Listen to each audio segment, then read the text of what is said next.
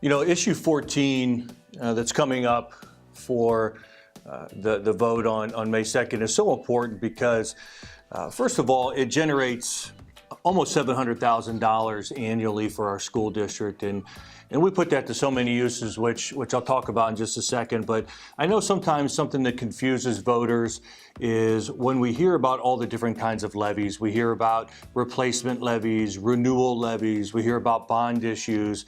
And I know that we can all get bogged down a little bit on the differences between what each of those mean. But essentially, when we focus on this one, a renewal levy just simply means that we are renewing one that has already been put in place, which is why this is specifically not a new tax and will not be taking any more money out of taxpayers' wallets and pockets at this time.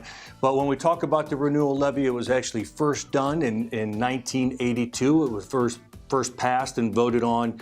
And we just need to make sure that we continue to renew this as a renewal levy so that we can continue having this money flow into our district. Now, you might ask, what exactly do we use all of this money for? Well, first of all, it's essential that everyone realizes that this does not go towards any kind of salary or benefits or anything else. These are things that are directly affecting students all the time.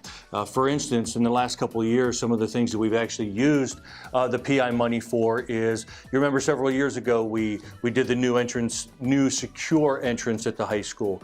We're currently doing one at the old middle school, which will be the new elementary building come the fall. It replaces roofs. It repairs buses.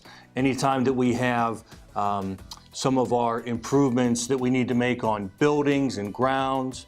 I know up here at the high school everything is new, and of course our stadium as well. But we do have some older buildings in the district that do need maintenance and that we do need to use these PI dollars for.